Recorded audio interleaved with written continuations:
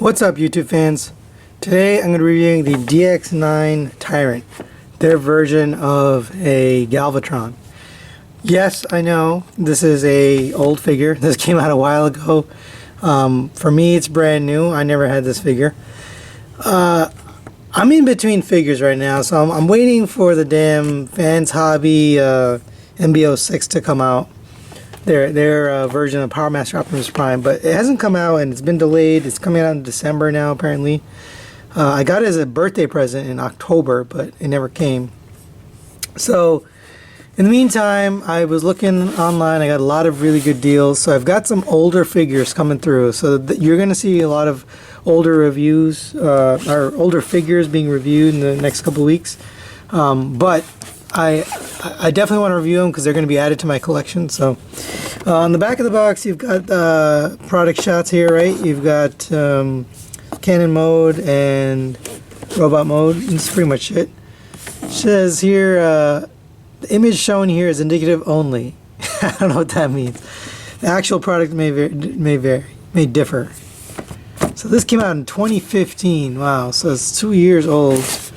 I think it came out in 2016, but anyway, nothing really on the bottom, just don't need anything in the box. And that's pretty much it for this box. So let's get this guy open. Now, I do like the way DX9 packages their figures. So here is the manual and collector's card. I really like their collector's card. It looks like the Takara version. That's why I really like them. The old Masterpiece style version. So I'm a big fan of this kind of card. And even the manual kind of looks like the manual you get with a Masterpiece figure. And here is the figure. It comes in a nice clamshell. We'll just get this thing open. It does look like the chain was kind of on the side here. I don't know if that's how it's supposed to be or what. And here we have a figure. It does come with a 2 cannon, so let's get those both out. Get this out of the way. It also comes with the matrix here, and it's pretty damn big. So that's interesting. Let's take it out because we're gonna want to see this thing.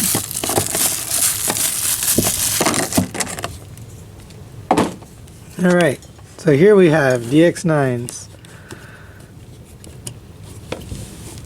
Tyrant, and first impressions, it looks really good. It's got a gigantic head. I almost want to bring in another figure to kind of compare. The ankles are a little loose. That's kind of weird. So it looks like there's a joint here. There's 2 joints here for the feet. But you can kind of get it stabilized here. But this guy looks really big. Let's get in some other figures here so we can compare. Now I know this is an issue. We've seen this in some of the reviews where his A stance is just too far apart, and there's not really a good comfortable, like a good spot to really pose him. So you either have one leg out and one leg in, or you've got them both in and then they're too close. So there's not like a good medium. So let's take a look at all the accessories here. So you do have the clear cannon. I really like the metallic flake in there. That's pretty cool. I like that they do stuff like that. And then you've got this one, and this one looks really nice. I really like the way this looks. It's just such a nice copper color, you know. And you can kind of mount that on the arm here very easily. Let's see, where does it go? Looks like it just goes in this one spot, so let's get it on there. And that fits in there pretty firmly.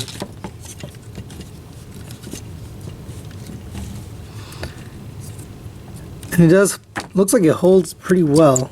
It holds the weight pretty well, so that's good. Now you could have them double wielding. I think it's going to look pretty weird, but you can have both of them on here. Just for the sake of this review, I'm going to put them on, but I would never display it like this. So there you go. I definitely think this one looks better. It just looks a little more classier, a little more upscale in terms of the quality. So we'll take this one off for now, but I do like the fact that they give you both. I wonder why they couldn't have just given you one of these. Oh, I guess it's one piece. So I was thinking they probably could have just given you one base and you just switch out the base, but it doesn't look like that's how it works. Oh, by the way, I didn't get the batteries for this, but it's a really nice little thing here, the way they designed it. I'll see if I can find the batteries for that. So we're just going to set this one aside for now.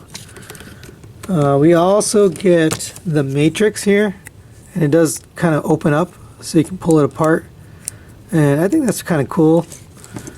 And it's a nice little accessory to include, and you can get his hands in there so we can hold it.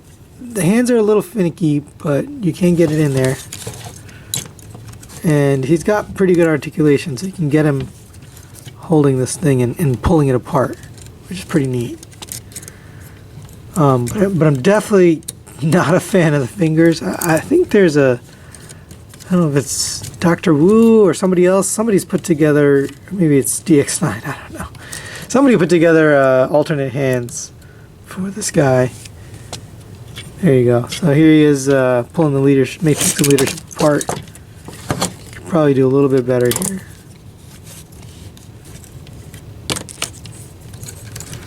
I'm definitely not a fan of these fingers. Very hard to get into position, very fiddly. Anyway, you get the idea. He can hold the damn matrix. Very nice.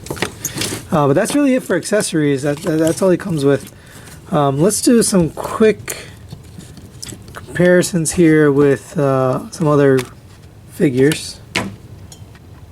Alright guys, I decided to bring in Takara's Megatron just to kind of see how these two look together, and I really like it. I think this is actually pretty good in terms of like size and scale. You know, the heads kind of match in terms of size. You can almost imagine that this guy upgraded, you know, when Unicron came and transformed him. He really looks like he went from this to this, you know. That's what I love about this. It just the size and the scale looks really good. There you go.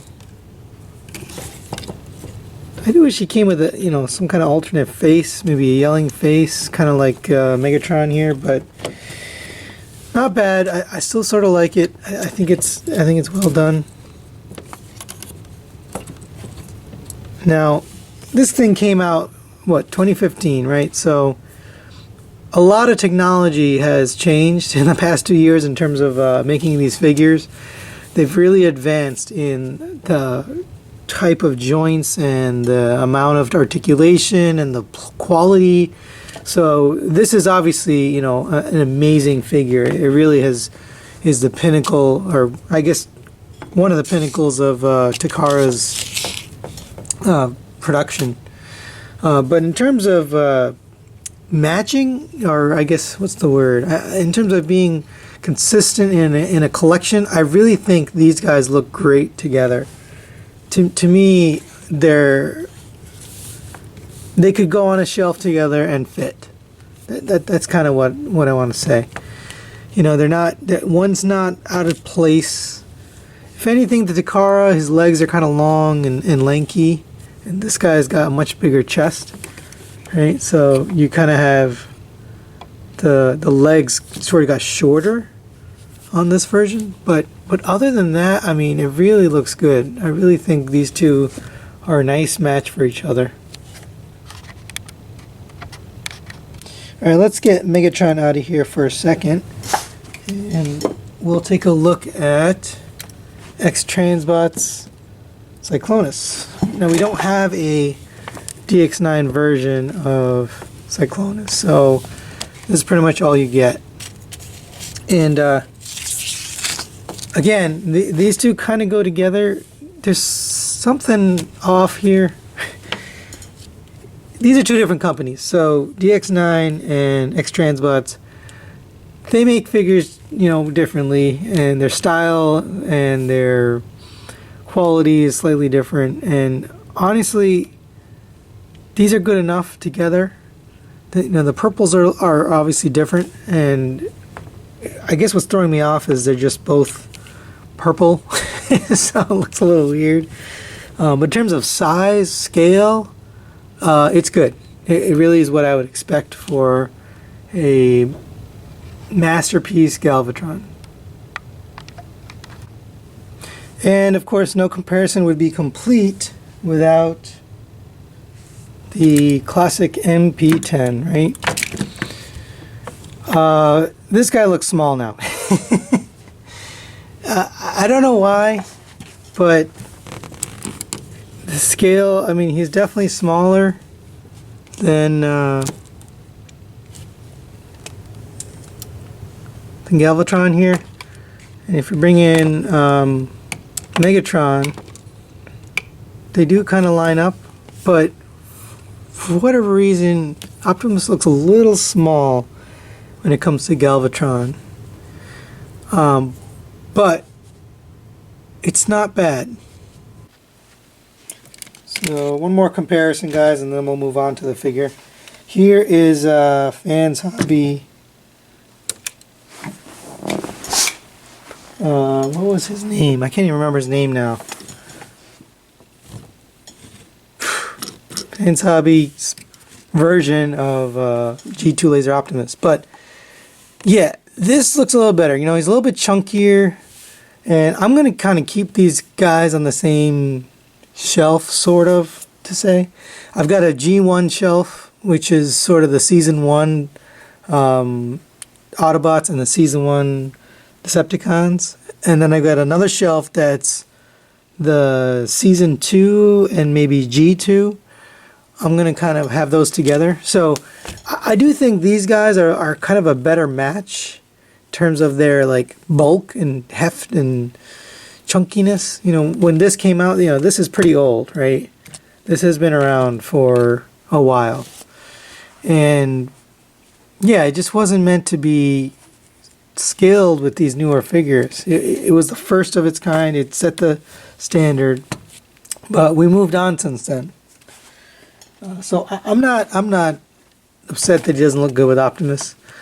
In fact, I think Optimus was dead by the time Galvatron was created, right? So yeah, he was dead. So you know, it's okay. Right? They had to come up with a new hero. Now I don't have a Rodimus Prime. I never bought the Takara version because the quality stunk, and I was waiting for something better. And then Carrie came along, and Carrie was okay, but it looked a little too stylized for me. It just wasn't close enough to the original, you know, G1 cartoon. So I don't know. I'm looking for a rival for this guy, and right now this is going to be it. But until we get something better, that's what I'm going to have. Okay, let's get a weight on this guy.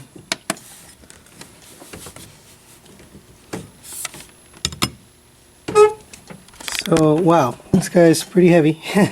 So, a pound and 1 ounce. A little over a pound and an ounce. Or 493 grams.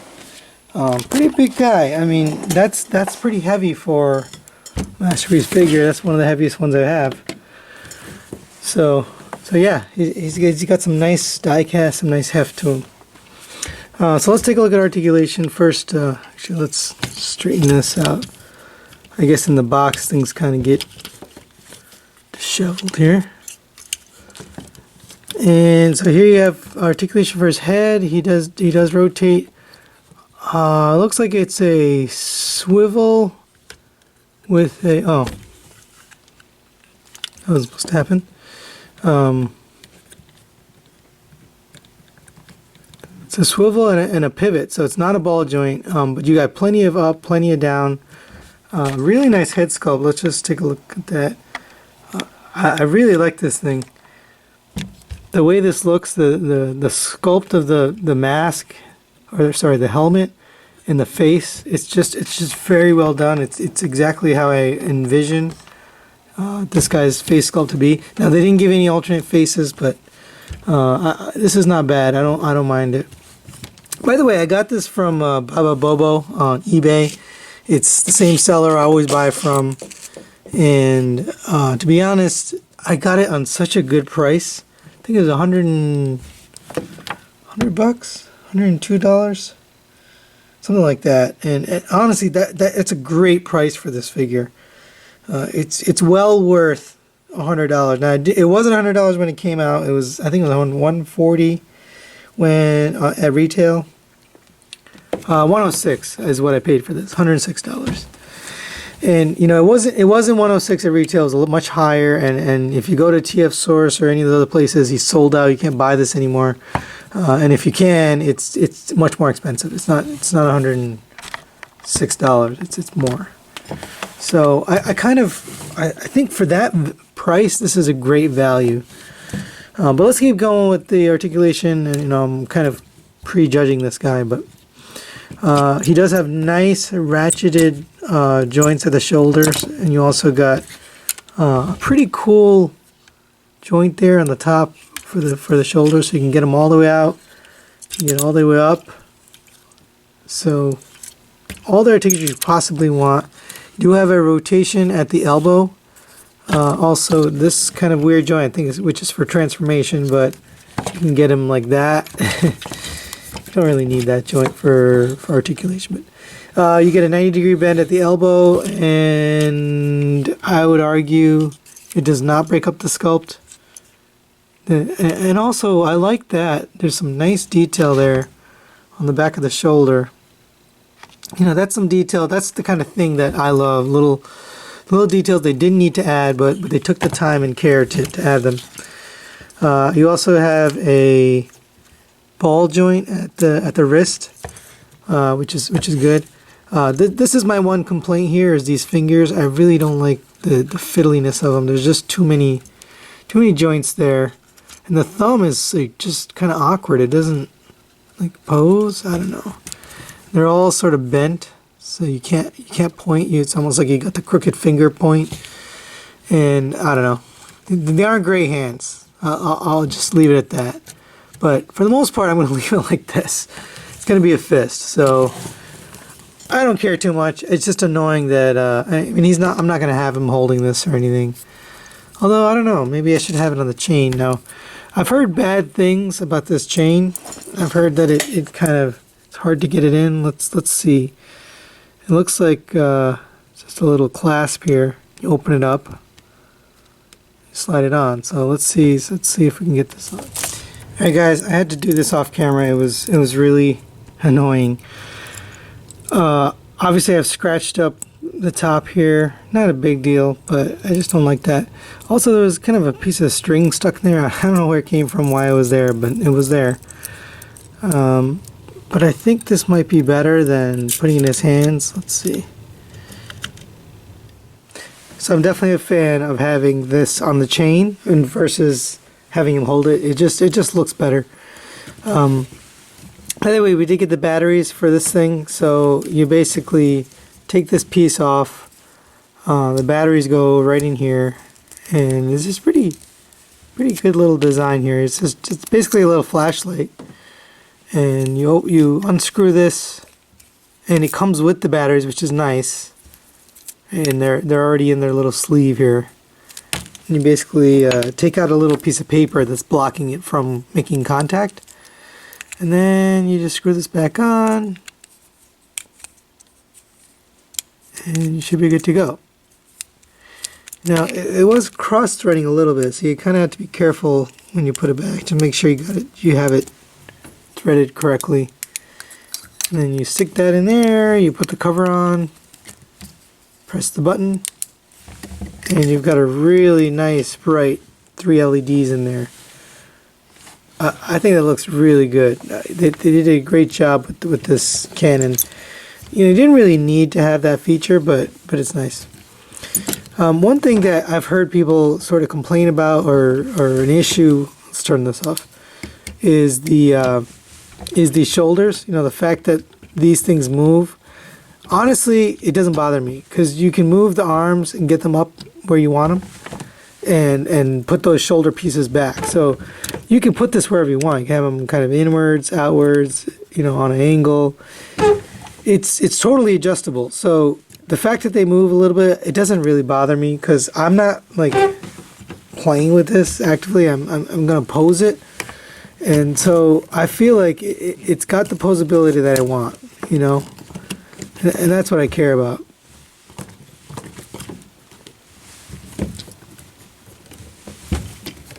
So you can really get him into some dynamic poses if you want.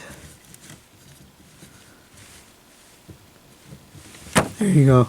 Again, I'm not good at posing on camera, but that's about the best I can do. You got a pretty good looking Galvatron here. You get nice ratcheted hip joints here, ratcheted knee joints. You get the full 90-degree bend. Now the knee cap, this, or knee pad, whatever you want to call it, doesn't go with the thing. It just sort of stays there on the thigh. So that's not quite cartoon accurate, but whatever. You do get a nice ankle tilt here. Plenty of options there. You can get that all the way over. You can also get this, I mean, because of the transformation, you can get this thing all the way forward, all the way back. It also has separate toe bend. Nice die-cast pieces on the bottom here, so that kind of holds it all together. But you do get, you know, a toe and a heel. So overall, just very well articulated, this guy. I think they thought it through. I do find that he's a little bit wobbly here in the back. You kind of have to get him situated or balanced a little bit because he tends to want to fall backwards if you don't. But once you get him in position, he's good. You know, he's good to go. So overall, really nicely done. Really good articulation. Even these hip skirts, you can kind of get them exactly how you want them. I think they did a good job with picking where to articulate. This guy is kind of moving on his own. I don't know. There we go.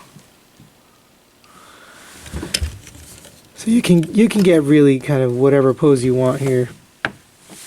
In terms of paint, he's got plenty of paint.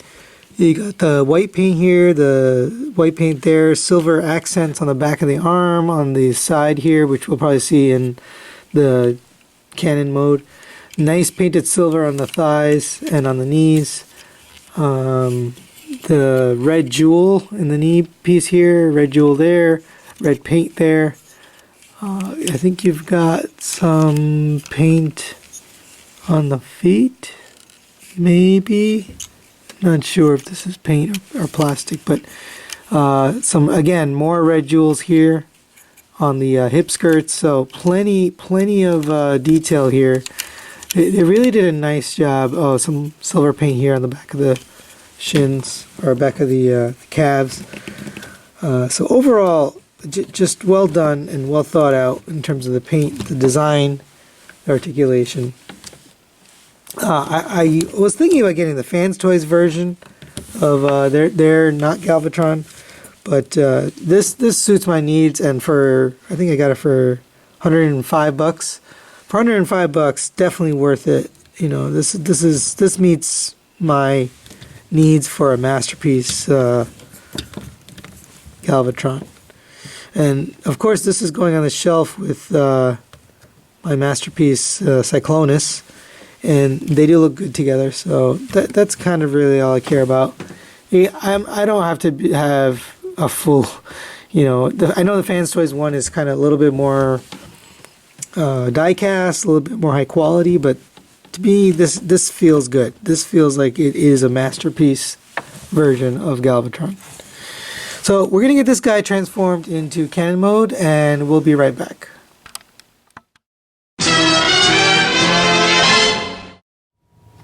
Alright guys, we're back from transforming. I've got to say, the instructions are not very good. The look of them is fine, you know, it kind of looks like a Takara book, but when you get to the details, the pictures aren't very good. So there's a couple of steps, especially at the end where everything has to come together right here. You're kind of squeezing everything together. There's some things out of sequence, and it doesn't really tell you exactly how to do it. So if you force it, you're probably going to break something. You really have to pay attention to the order of things. You can figure it out just with logic. You can figure out how this goes together, but there are definitely some things that are missing. Like, for example, right here, it looks like you just stick this in to the top of the, you know, where the head was. That's not how it works. So you actually have to lift up this panel here and then slide the cannon part into there. It sort of tabs in. So there's two little tabs at the end here. That's going to tab onto the top of here. And it's not the easiest thing to do, but you can do it. You can actually look at it from the bottom. It's probably the best thing to do. Kind of see how it tabs in. Of course, now that I'm trying to do it on camera, there we go. So it kind of snaps in, and then you fold it down, right? You don't just shove it in from the front. So I don't like that they have the instructions so vague, you know?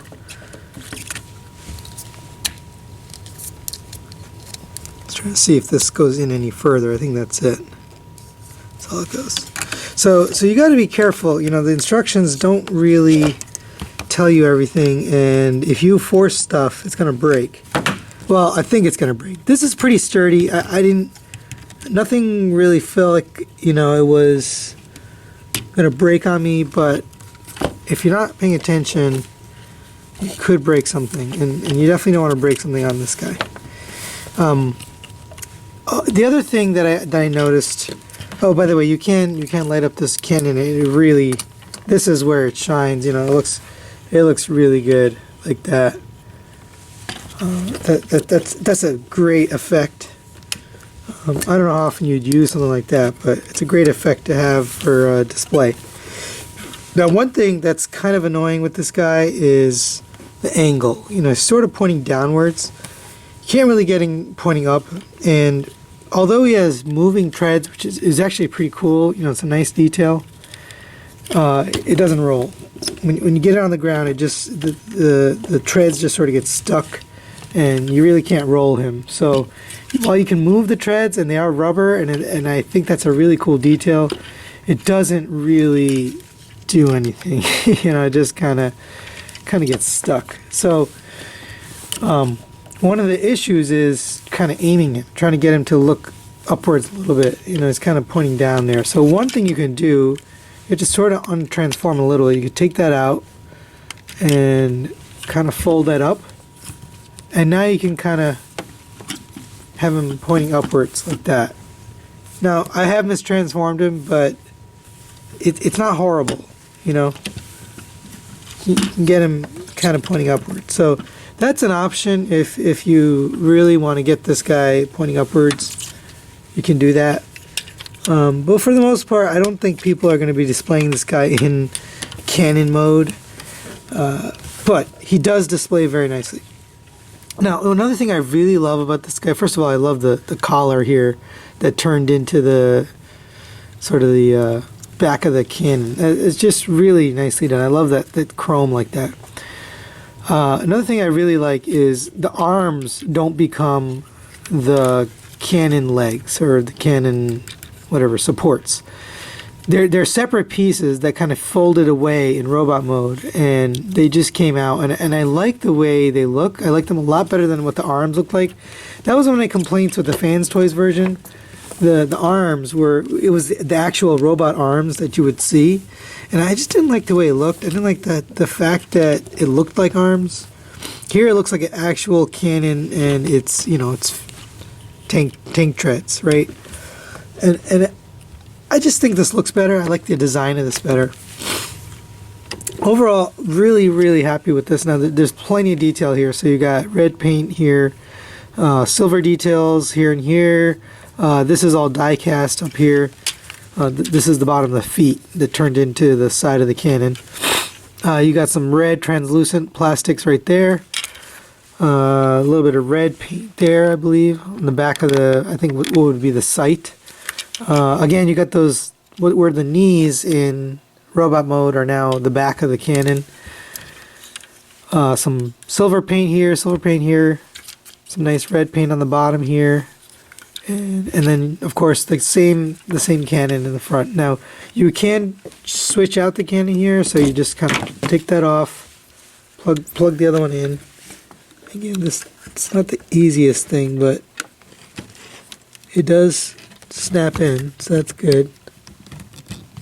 There you go. Oop. Come on. You kind of want to see it as you're doing it, otherwise it tends to come off. Fold that down, and there you go. There is the clear cannon. Now, I'm not really sure which one looks better, to be honest. I think I like this copper one. It's just such a nice paint on there, you know. They did such a good job of that. I can understand the clear one. That kind of, it represents the toy. And I think a lot of people like the toy look. And you can also swap out the cannon here. You got to take off this, take off the cap. And then you basically take off the cap from here. And swap in the flashlight. And then turn that on. And there you go. You've got the cannon. Now, it looks kind of weird with the flashlight in there. So, I prefer the copper one, but it's nice that they give you this option. You know, I love when companies give you an option, right? You're not stuck with one or the other. You can kind of choose what you see fit. So we'll put an image of the G1 cartoon up here, so you can take a look at that and see how cartoon accurate this guy really is. I honestly think this is good enough for me. I like the way it looks. I think it's what I imagine as Megatron, or not Megatron, as Galvatron. Right? He really looks like it.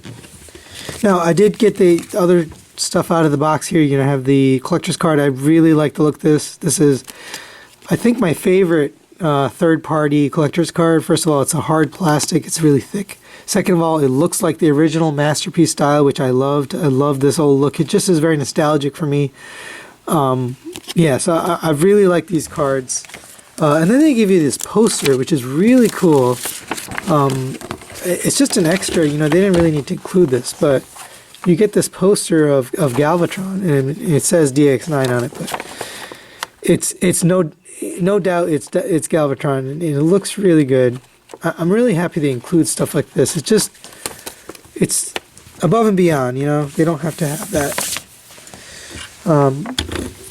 Let's take a minute to do a couple comparisons, although I don't know how you can really compare a giant cannon. You know, he's not going to scale with really anything in vehicle mode, but let's take a look. So here he is with a Bad Cube Insecticon, and he's gigantic. That makes sense. I think he should be gigantic. Here he is with a Seeker Jet, about the same length actually, and as far as width, definitely not as wide, but pretty damn big. Now, he was big as the original. In the original cartoon, he was pretty big, and he also there was a lot of mass shifting going on, but I remember the toy was also really big too, so relative to the other toys. So I don't think this is out of scale. I think it actually looks really good. It's really just